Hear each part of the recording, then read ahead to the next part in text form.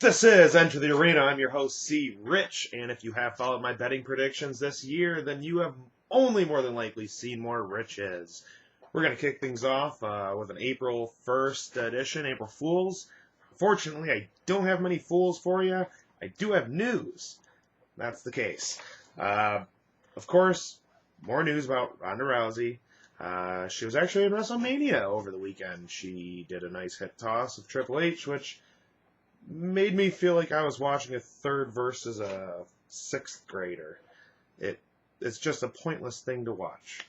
Beth Gahea, her opponent, she actually got into an altercation with some people outside of the airport, and her head trainer had to take care of it, and he really did. There's a good video. He was nailing the guy in the face a lot. Cool. Brennan Schwab moves down to 205 because he couldn't cut it in the heavyweights. Paige Van Zandt, her sexy ass has been training over at Team Alpha Midget, Male. Hey, what do you expect?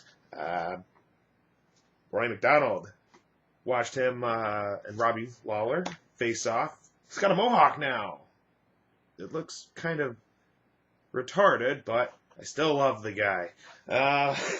Cyborg. She's got some pictures of her Brazilian ass explaining why she is unable to make the 135 because of her curves. If I really wanted to see an ape, I would go to the National Geographic Channel. It's what I see every time I look at her face. I'm like, gorilla. Anthony Pettis, Ariel Helwani, they had a nice chat, and Pettis won't fight on another fight card with his brother because that was pretty pathetic the way both of them lost.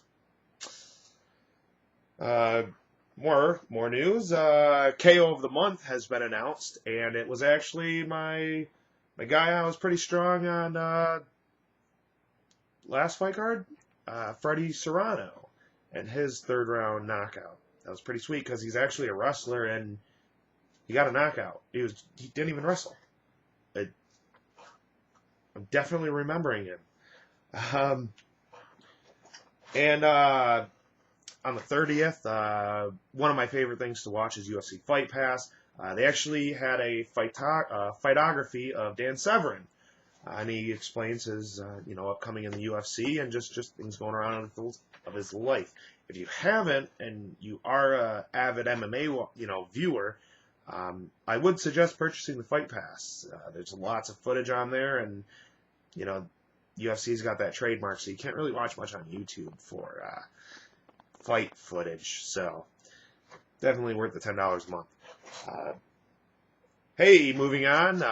ONE FC champ Ben Askren shared a bus ride with Joe Silva, and they didn't talk about the UFC because we all know Ben Askren is too exciting of a fighter to ever even think about going into the UFC. World Series of Fighting, big upset, two big upsets really. Joe Warren, he lost his belt due to a verbal submission. He yelled out during the knee bar, and hey, Marcos Gialvo is the new champion. So, good for him. My homeboy, Mr. Wife Beater, Gun Pointer, Thiago Silva, Matt Hamill came ill. So Teddy Holder replaced him. Thiago Silva almost knocked him out. And then directly after, Thiago Silva was the one who was getting TKO'd. Big upset for the week. Largest one actually for this weekend was the Thiago Silva Teddy Holder upset. He was about a 3-1 favorite, which was crazy because he was like a 5-1 favorite against Matt Hamill. So it almost makes you wonder a little bit. But Matt Hamill sucks, and he can't hear anything, and the guy's deaf, literally. Bellator 135 went down also.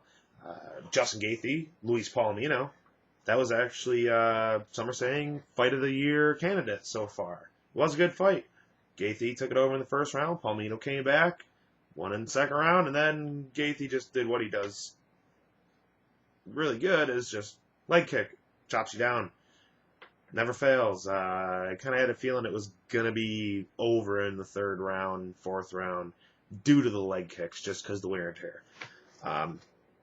So, hey, this is April Fools, and please like my page, subscribe. Do have a website is up. It's not fully functional and everything. Sprawlandcall.com. Please stop by, check it out, put it to your favorites, your bookmark. I do, so you do too. Until next time, I wish you guys luck. Don't blow your bankrolls, and see you in a few days.